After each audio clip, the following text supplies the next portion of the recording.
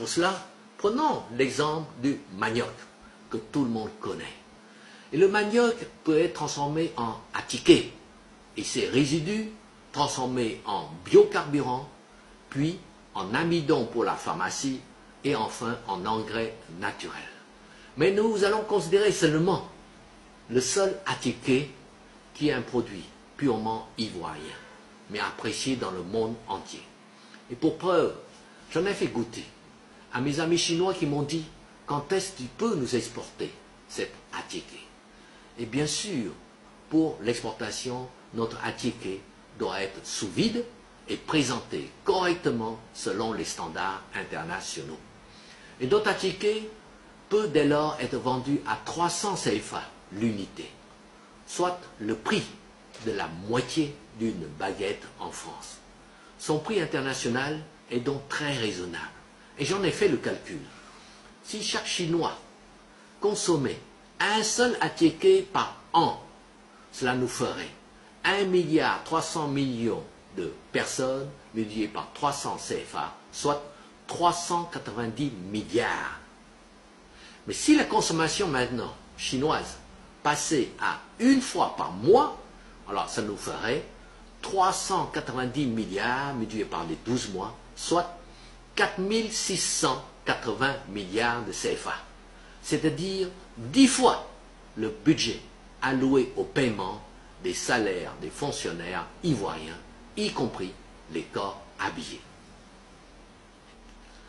Et si maintenant la consommation passait à une fois par semaine, alors cela ferait 390 milliards multiplié par 52 semaines, soit 20 280 milliards de CFA, soit 11 fois le budget national de la Côte d'Ivoire. Et le même calcul peut être fait pour la mangue, pour l'ananas, pour la banane, la noix de coco, le soja, etc. Voyez vous-même le tableau. Eh bien, si la consommation c'est une fois par an, cela dégagerait pour nous 3120 milliards par an.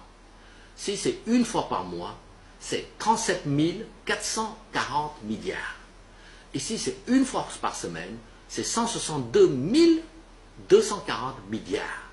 Ainsi, avec seulement 7 produits considérés comme secondaires, la transformation rapporte à la Côte d'Ivoire plus de 162 000 milliards, soit 100 fois notre budget national, soit également 20 fois notre produit intérieur brut, ou PIB, c'est-à-dire l'ensemble des biens et services produits par la Côte d'Ivoire chaque année. Je sais que les afro-pessimistes qui pensent que la misère est une fatalité en Afrique, eh bien ils me diront que nous ne pourrons jamais produire autant de quantité de manioc, de coco, de mangue ou d'ananas. Eh bien, je leur répondrai tout simplement que 25 000 fermiers américains produisent 4 millions de tonnes de coton, soit 2 fois plus que les 16 millions de planteurs de coton africains. Ce qui signifie que si nos planteurs sont bien payés, eh bien, ils auront les moyens de se moderniser.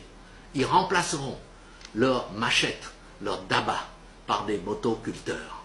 Et de cette manière, leur travail sera non seulement moins pénible, mais leur rendement sera multiplié par 50. Notre agriculture passera ainsi du XVIIIe siècle au XXIe siècle, c'est-à-dire une agriculture moderne avec comme corollaire une industrie agroalimentaire performante et puissante.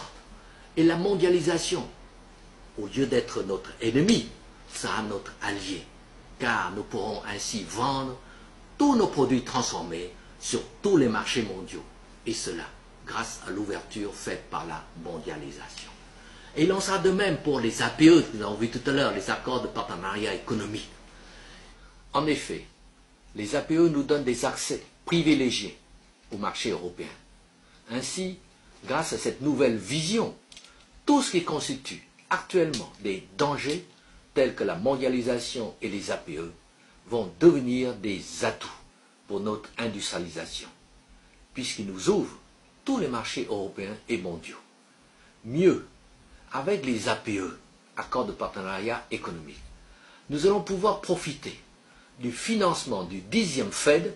Le FED, c'est le Fonds européen de développement, et pour la période 2008 à 2013, le 10e FED a prévu 22,7 milliards d'euros pour ces aides financières aux pays ACP dont nous faisons partie. Il est important de souligner, de préciser tout cela, car aucun point d'interrogation ne doit rester dans l'ombre. Et maintenant, si on ajoute les autres produits, comme le beurre de karité, l'huile de jojoba, l'huile de palme, coton, l'EVA transformé en pneumatique ou en préservatif, ou le bois transformé en meuble, eh bien les chiffres d'affaires de tous ces produits transformés vont dépasser tout ce que vous pouvez imaginer. C'est vous dire combien la Côte d'Ivoire peut être riche, même sans tenir compte du binôme café-cacao, même sans tenir compte du binôme pétrole-gaz ou du binôme or-diamant. Dans ma vision, la Côte d'Ivoire sera immensément riche et mondialement respectée. Et on parlera de la Côte d'Ivoire comme on parle actuellement de Hong Kong, de Singapour ou de Dubaï. Parlons justement de Dubaï. Mais savez-vous que Dubaï était plus pauvre que le Gabon il y a 25 ans? Bien sûr, vous allez me dire, mais Dubaï, c'est le pétrole. Eh bien, détrompez-vous, car le pétrole ne représente que 5% des richesses de Dubaï. Et les 95 autres pourcents proviennent de ce que j'appelle cette nouvelle vision qu'ils ont adoptée. Comme je vous le dis, c'est une vision, ce n'est pas un rêve, à moins que cela ne soit un rêve qui va se réaliser. J'y crois. Dans votre vision, M. Tan, la Côte d'Ivoire sera immensément riche, mais en quoi ces richesses vont-elles profiter aux Ivoiriens? Comme ces richesses seront générées par des usines de transformation ayant leurs sièges sociaux en Côte d'Ivoire et non pas en Europe, ces richesses seront redistribuées en Côte d'Ivoire et tous les Ivoiriens pourront en profiter. Ainsi, si quelqu'un gagnait 50 000 CFA, il peut espérer gagner jusqu'à 50 fois plus, c'est-à-dire 2 500 000 francs par mois. Vous savez, ces revenus sont fréquents dans les pays développés industrialisés. Même leurs femmes de ménage gagnent 10 € par heure, soit plus de 6 000 CFA par heure. Et si elle travaille 10 heures par jour, cela lui fera plus de 60 000 CFA par jour. Et j'ai regardé il y a quelques jours l'émission Thalassa, consacrée à la Corée du Sud, et notamment au chantier naval coréen. Et vous savez, la Corée, avec le Japon et bientôt la Chine, monopolise le marché de la construction des grands navires. Voyez vous-même ce petit tableau. Il représente plus de 84% de la construction mondiale. Eh bien, sur ce chantier, on y voit un simple soudeur qui gagne 6 000 € par mois, soit 4 millions de CFA par mois. Et en plus, il est nourri et logé dans un bel appartement fourni par l'entreprise que vous connaissez, mais je ne dirai pas le nom. Et si la Corée du Sud peut ainsi payer de tels salaires, c'est qu'elle est riche, et cela grâce à la transformation. Et cette transformation permet justement à la Corée du Sud, qui n'a aucune ressource naturelle, de peser 4 fois plus que l'Afrique du Sud, le super géant de l'Afrique. C'est vous dire combien tout est possible. Tout devient possible. Il suffit de le vouloir et d'avoir cette vision. Et en créant ainsi ces richesses, la Côte d'Ivoire crée en même temps des millions d'emplois, tout comme les dragons asiatiques, qui n'ont que 1 à 2% de chômeurs contre 90% chez nous. Et je dirais même que chaque Ivoirien devrait avoir le choix entre plusieurs emplois. C'est possible parce qu'il y en aura beaucoup.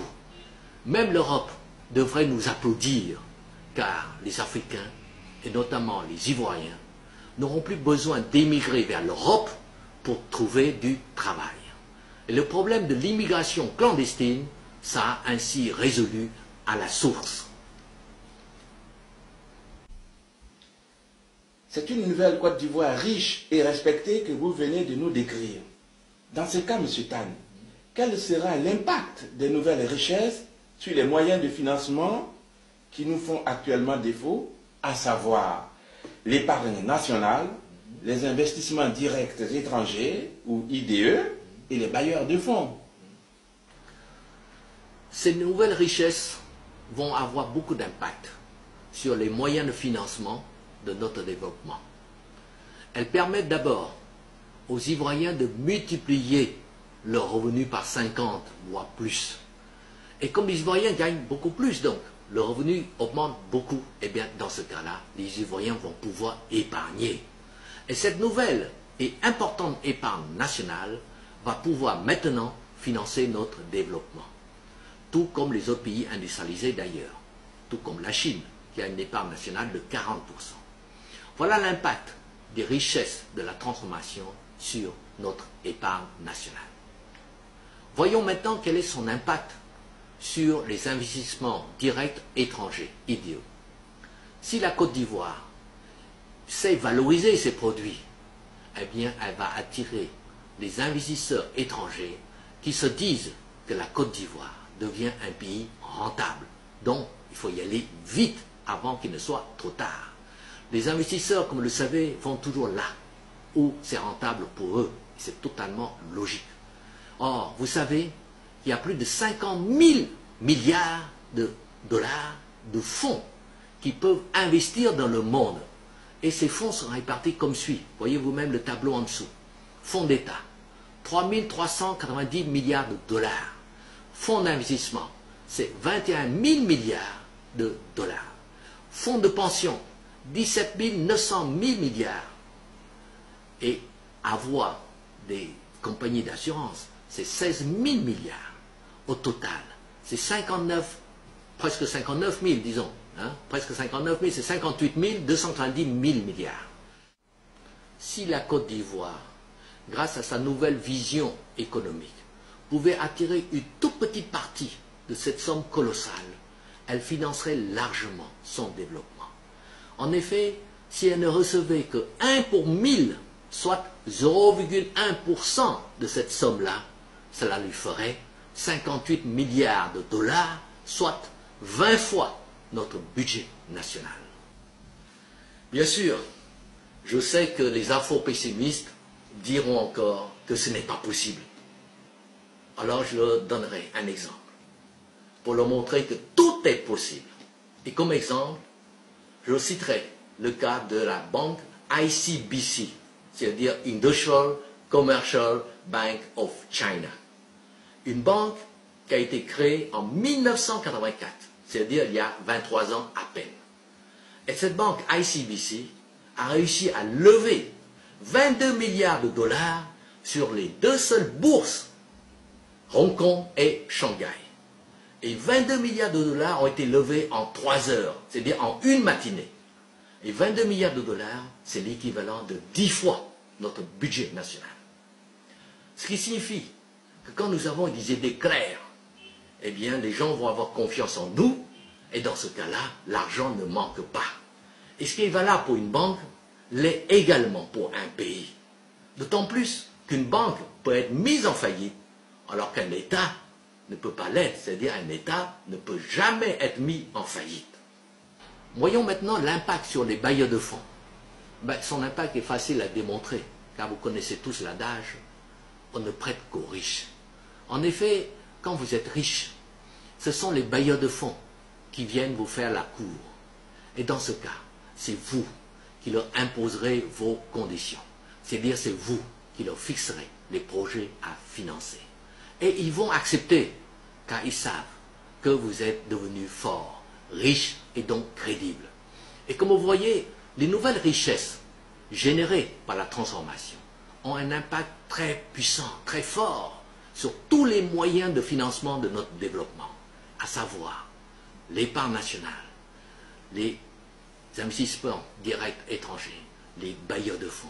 Et je ne parle même pas de dons, car les Ivoiriens n'auront plus besoin de dons. C'est même eux qui vont donner. Comme disent les économistes, il y a un effet multiplicateur et un effet accélérateur sur notre économie. Et je dirais même qu'il y a un effet d'entraînement et d'incitation au développement d'autres secteurs économiques, tels que la médecine douce à base de plantes, les transports aériens ou le tourisme. Et concernant justement le tourisme, si nous ne faisions que 25%, c'est-à-dire un quart des recettes touristiques de la seule Malaisie, cela nous rapporterait l'équivalent de notre budget national, c'est-à-dire l'ensemble de nos impôts et taxes. Ainsi, la nouvelle Côte d'Ivoire, industrialisée, développée et prospère, nous permettra de donner des emplois à tous les Ivoiriens, de payer beaucoup mieux les planteurs, car les prix seront fixés par nous et non pas par l'Europe. Troisièmement, de réhabiliter nos villes et nos villages. Quatrièmement, de refaire nos routes et même de construire des ponts et surtout des autoroutes partout en Côte d'Ivoire, afin que nous puissions atteindre n'importe quelle ville de Côte d'Ivoire en moins de 5 heures.